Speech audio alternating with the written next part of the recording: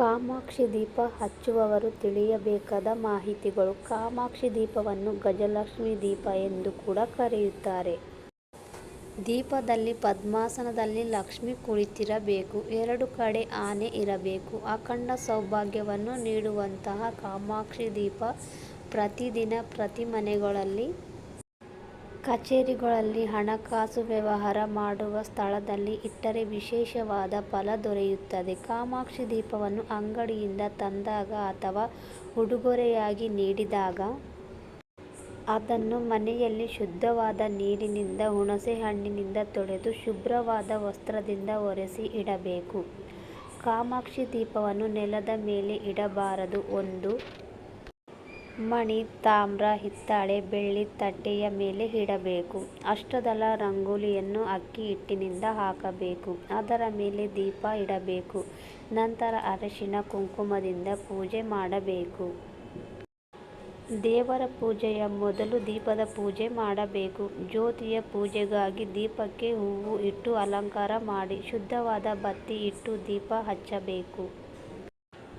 ಕಾಮಾಕ್ಷಿ ದೀಪವನ್ನು ನೇರವಾಗಿ ಬೆಂಕಿ ಕಡ್ಡಿಯಿಂದಾಗಲಿ ಅಥವಾ ಮೇಣದ ಬತ್ತಿಯಿಂದಾಗಲಿ ನೇರವಾಗಿ ಬತ್ತಿ ಹಚ್ಚಬಾರದು. ಈ ಥರ ಹಚ್ಚಿದರೆ ಶ್ರೀ ಲಕ್ಷ್ಮೀ ದೇವಿಗೆ ಅವಮಾನ ಮಾಡಿದಂತಾಗುತ್ತದೆ.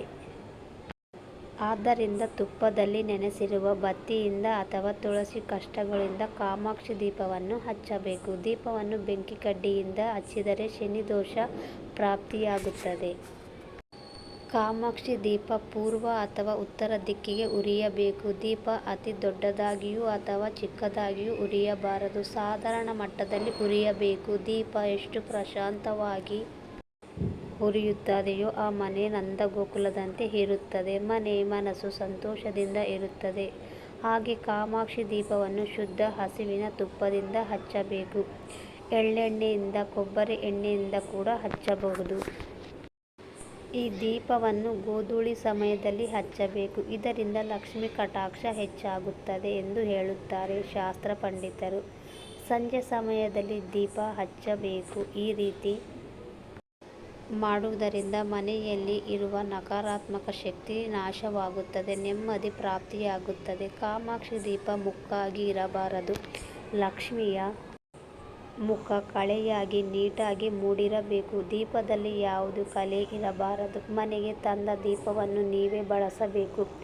ಯಾರಿಗೂ ಉಡುಗೊರೆಯಾಗಿ ಕೊಡಬಾರದು. ಒಂದು ವೇಳೆ ಉಡುಗೊರೆಯಾಗಿ ನೀಡಬೇಕೆಂದರೆ ಖರೀದಿಸಿದ ತಕ್ಷಣ ಅಂಗಡಿಯಲ್ಲೇ ಪ್ಯಾಕ್ ಮಾಡಿಸಿ ಅದನ್ನು ಕೊಡಿ. ಕಾಮಾಕ್ಷಿ ದೀಪವನ್ನು ಉಡುಗೊರೆಯಾಗಿ ಕೊಡುವುದು ಅಥವಾ ಪಡೆದುಕೊಳ್ಳುವುದು ಬಹಳ ಒಳ್ಳೆಯದು.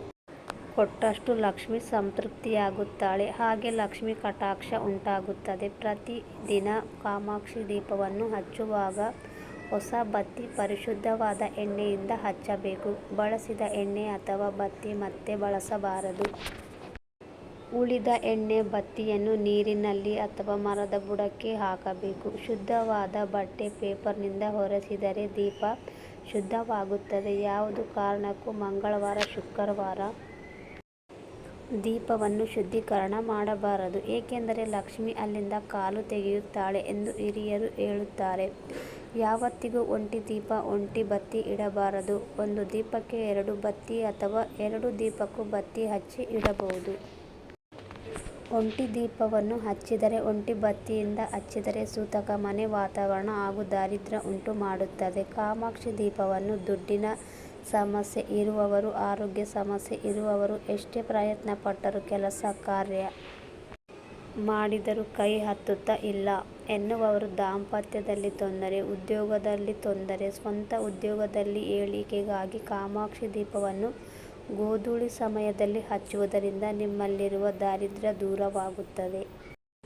ಸುಖ, ಶಾಂತಿ, ನೆಮ್ಮದಿ ಉಂಟಾಗುತ್ತದೆ. ಸ್ನೇಹಿತರೆ, ಈ ಮಾಹಿತಿ ನಿಮಗೆ ಇಷ್ಟವಾದರೆ ದಯವಿಟ್ಟು ಲೈಕ್ ಮಾಡುವುದನ್ನು ಮರೆಯಬೇಡಿ. ಹಾಗೂ ಮತ್ತಷ್ಟು ವಿಡಿಯೋಗಳಿಗಾಗಿ ನಮ್ಮ ಚಾನಲನ್ನು ಸಬ್ಸ್ಕ್ರೈಬ್ ಮಾಡಿ. Thank you so much.